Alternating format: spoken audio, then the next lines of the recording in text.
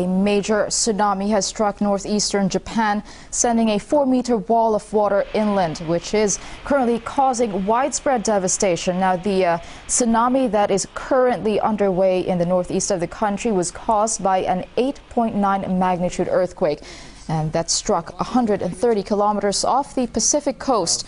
Well, aftershocks have been felt within the last few minutes, and so far, 23 people are confirmed dead. But that number has been rising and is expected to rise. Now, there are also reports that the first wave has reached Russia's Kuril Islands to the north, reportedly around a meter high. The waves of around a meter high. But as you can see in the pictures, you have massive walls of waves just eating up everything in its path. In the devastation, there are about 200 people who have reportedly been washed away.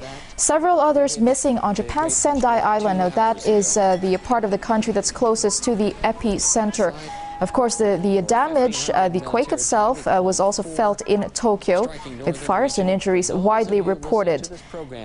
They are still trying to calculate the economic costs, damage to infrastructure. And right now, you're looking at an oil refinery that is ablaze in Ichihara, Chiba Prefecture, and the authorities are still having a hard time containing the blaze. It has been going on for quite some time now.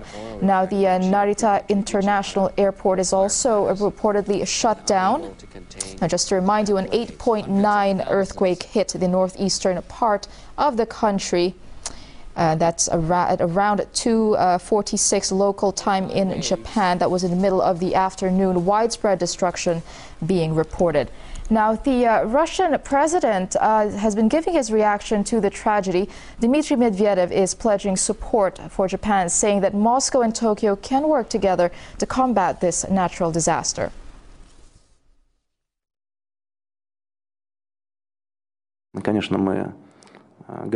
Of course, we're ready to help our neighbors in overcoming the effects of this severe earthquake. A state of emergency has also been declared on our soil, on the Kuril Islands in the Sakhalin region, where all necessary measures must also be taken to prevent damage and loss of life.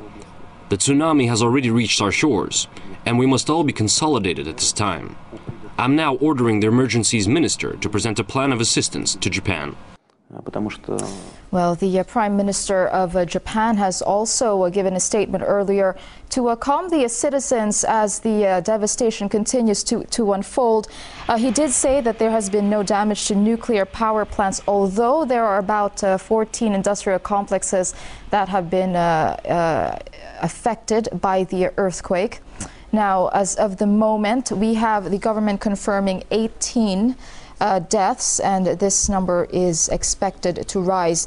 You're looking at pictures. Okay, earlier it was the wall of water eating up anything in its path. Now it's an oil refinery ablaze. This is just east of Tokyo. All of this destruction has been caused by an 8.9 magnitude earthquake, and it struck about 130 kilometers off of Japan's Pacific coast. Dramatic pictures there in the coast where the earthquake had struck. There has been a tsunami warning for all territories on the Pacific Rim, reaching all the way to Hawaii, even as far as Colombia and Peru, according to the Pacific Tsunami Warning Center.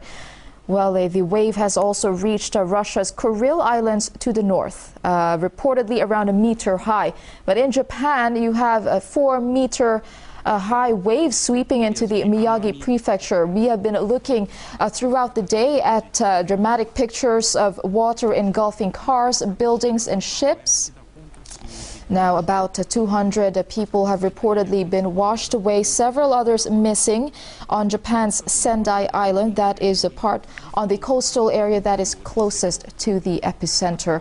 Well, there are currently about 50 fires along the coastline, about 4 million homes without power. Prime Minister Naoto Kan has been organizing an emergency response team to tackle the disaster. According to their reports, they're having a bit of difficulty going to the quake-hit areas because of the devastation.